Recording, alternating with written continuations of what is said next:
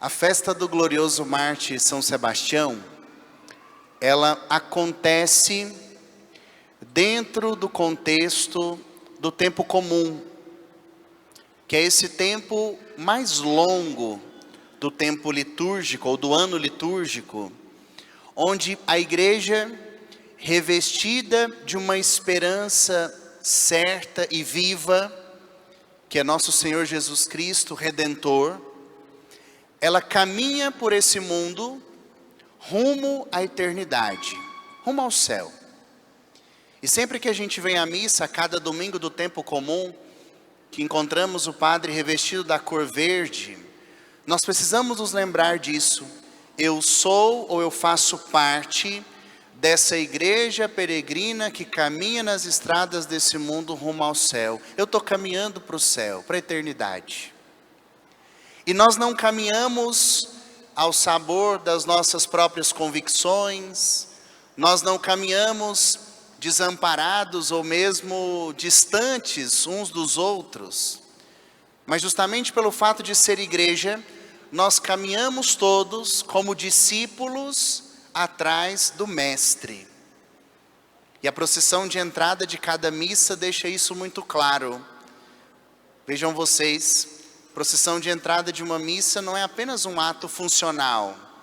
A missa precisa começar, então vamos dar um jeito de fazer todo mundo entrar, que precisa entrar, para que a missa comece de uma forma mais ordenada. Não, a procissão de entrada da missa é precisamente esse símbolo da caminhada cristã rumo ao céu, onde precede a procissão a cruz de nosso Senhor Jesus Cristo, quem salvou-nos, quem nos redimiu dos nossos pecados. E atrás vão crianças como coroinhas, alguns lugares vão mocinhas também, jovens, adultos, idosos, casados, solteiros, padres, simbolizando o quê? A diversidade dos filhos de Deus que caminha como igreja unida rumo ao céu. E a festa de São Sebastião acontece dentro desse contexto. Isso faz muito sentido para nós porque só entra no céu quem é santo. Então, no contexto do tempo comum, nessa caminhada rumo ao céu, o nosso olhar se volta para o glorioso mártir de Cristo, São Sebastião, como um modelo, como um exemplo, mas também como um intercessor, como alguém que nos auxilia de forma bastante concreta nessa caminhada rumo ao céu.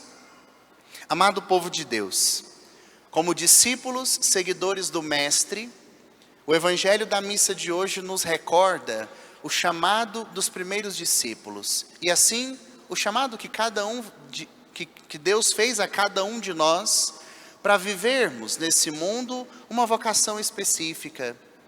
A mim, o sacerdócio, a maioria de vocês, a vocação matrimonial. Algumas pessoas Deus chama a uma vida religiosa consagrada, que em Jaraguá nós não temos freiras, mas todos nós conhecemos, alguma freira de algum instituto, que vestem lá o seu hábito, o seu véu, e fazem os seus trabalhos, as suas missões. A cada um Deus chama a uma vocação específica, não como uma finalidade em si mesma. O casamento não é uma finalidade em si mesma, o sacerdócio não é um fim em si mesmo, nem mesmo a vida religiosa, mas isso são instrumentos para realizarmos a vocação que Deus nos deu no nosso batismo, que essa sim é comum a todos, ao padre, à freira, ao casado, ao solteiro, ao idoso, à criança, ao jovem, a todos, que é o nosso chamado à santidade.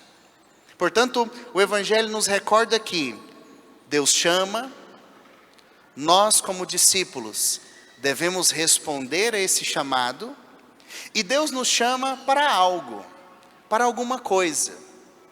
Para que será que Deus nos chama? Os santos, eles mostram-nos de uma forma muito simples as grandes complexidades, diríamos, da espiritualidade e da teologia cristã.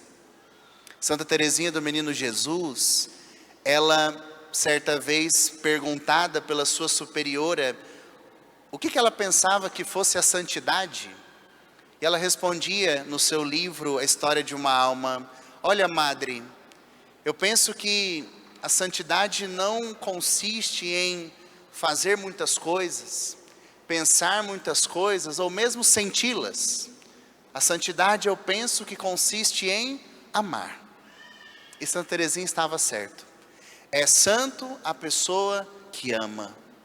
É santo aquele que de fato ama. E aqui eu posso perguntar a mim, e cada um pode se perguntar a si mesmo: será que eu sou uma pessoa que ama? Será que eu sou alguém que de fato vive essa vida preciosa que Deus me deu à luz da dinâmica do amor? Ou será que eu vivo de alguma outra forma? É uma reflexão que a gente pode fazer nesse dia de hoje. Deus nos chamou para sermos santos, para amar. E olhando para o chamado dos apóstolos no Evangelho, lá Jesus fala: chamou-os para estarem na sua presença, o amor como uma experiência, mas também chamou aqueles homens para anunciar a palavra de Deus, para expulsar os demônios, ou seja, o amor como uma atitude concreta. Então, se eu examino o amor na minha vida, eu preciso examinar primeiro as minhas experiências de amor, nem tanto as humanas, embora elas sirvam de ponte, quando bem vividas, quando bem experimentadas aqui na terra, para nos levar para o céu. Mas pensar na minha própria experiência com Deus, de amor com Deus. Será que alguma vez nessa vida eu já me senti amado por Deus, de alguma forma? Seja ela através de uma experiência concreta, seja através de uma palavra, de um livramento, de um conselho que alguém me deu, de uma presença amiga. Será que já fiz uma experiência profunda com Deus?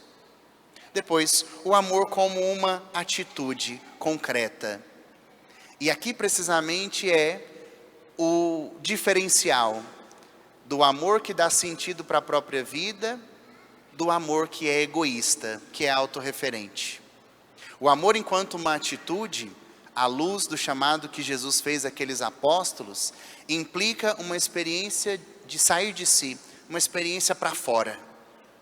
Aqueles homens não foram chamados para, além de estar com Deus, para pregarem a palavra de Deus para si próprios, mas para pregar para alguém, para as pessoas. Levando em conta que a palavra evangelho significa o anúncio de uma boa notícia, aqueles homens foram enviados para expressar o amor que receberam aos pés de Jesus, através do anúncio a quem não conhecia a pessoa de nosso Senhor Jesus Cristo. Vejam, era essa reflexão que eu queria deixar para nós esta noite. Deus me chama a ser santo. A santidade consiste em amar. O amor é, em primeiro lugar, uma experiência que eu devo fazer com Deus. Mas, no segundo momento, é uma experiência de entrega, de doação. É uma experiência que, de fato, dará sentido à minha vida. Comunicar aos outros aquilo que eu experimentei aos pés de nosso Senhor Jesus Cristo. Assim fez o mártir São Sebastião. Porque o martírio é uma prova viva de amor.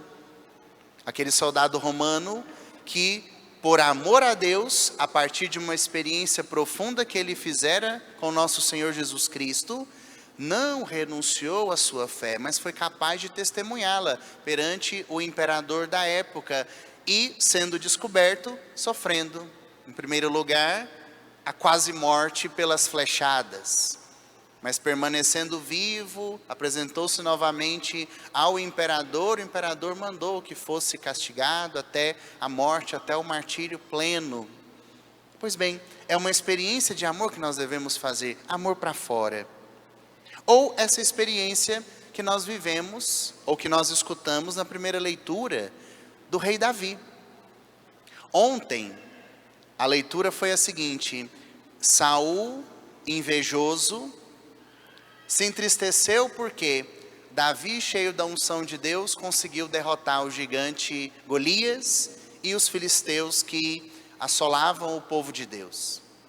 O Evangelho, a partir daquela experiência, a palavra falava, Saul não olhava mais a Davi com bons olhos. Começou-se então uma perseguição. E essa leitura de hoje é precisamente a continuação, onde Saul, dando uma trégua na perseguição, entrou numa gruta para fazer as suas necessidades, né? Que a gente sabe muito bem o que você faz nas grutas, né? De trás das bananeiras. Pois é, Saul foi lá. E enquanto ele fazia isso, Davi teve a oportunidade de matar aquele homem que eu estava perseguindo de forma injusta. Talvez com uma certa razão, como defesa própria.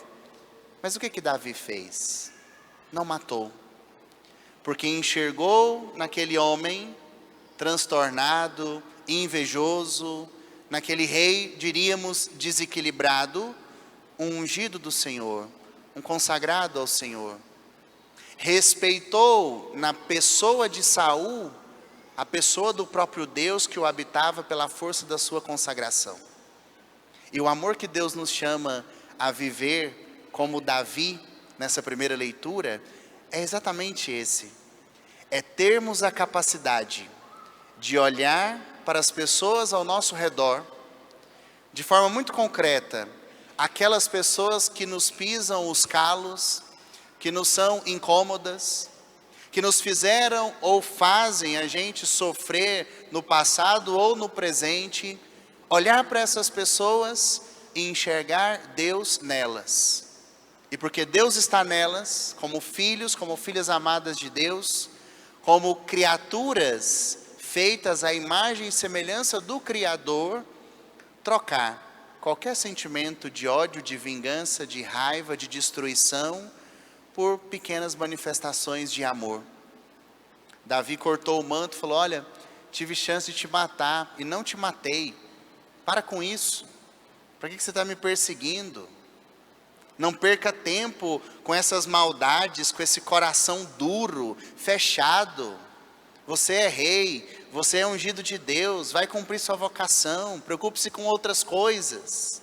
Ame, faça outras realidades. Às vezes a gente fica empurrando situações a vida inteira, guardando mágoas a vida inteira, guardando rancor, ressentimento, a vida vai só atrasando, nós vamos ficando para trás nessa dinâmica do amor, mas não largamos o osso.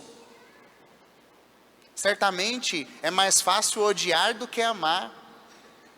As nossas más inclinações nos levam, muitas vezes, a fazer aquelas coisas que não são tão boas. O amor é de fato um exercício, custa-nos, porém é um exercício, é algo que vale a pena. Vale muito mais a pena eu amar alguém rezando por essa pessoa. Vale muito mais a pena eu amar alguém me abstendo no meu dia a dia, nas rodas de amigos, deixando de falar mal dessa pessoa, de denegrir a sua imagem, ainda que eu esteja montado na razão. Vale muito mais a pena, como Davi, afogar todo o mal, e toda a perseguição e todo o sofrimento na abundância de bem, do que precisamente o movimento contrário. Uma pessoa que ama é uma pessoa que está viva. Uma pessoa que não ama é uma pessoa que está morta. Que nós sejamos hoje essas pessoas à luz dos santos exemplos, quer do mártir São Sebastião, que não se poupou e doou sua vida por Cristo derramando o seu sangue, quer de Davi, que amou aquele rei Saul perseguidor, com todo o amor que ele tinha no coração, enxergando Deus naquele homem rancoroso e invejoso, que seguindo esses divinos exemplos, também nós, no nosso dia a dia, no nosso cotidiano, saibamos colocar o amor em prática, a partir de uma experiência profunda com Deus. Padre, mas onde eu posso renovar a minha experiência profunda de amor com Deus? Veja, uma novena é um ótimo lugar para isso, né? Vocês estão aqui rezando há tantos dias, diante do Santíssimo Sacramento. Espero que essa experiência de amor tenha sido renovada a cada experiência, e que hoje também, de uma forma nova, Deus nos alcance, nos atraia, nos chama, mas também nos envie nessa missão bonita de sermos luz no mundo através do amor concreto.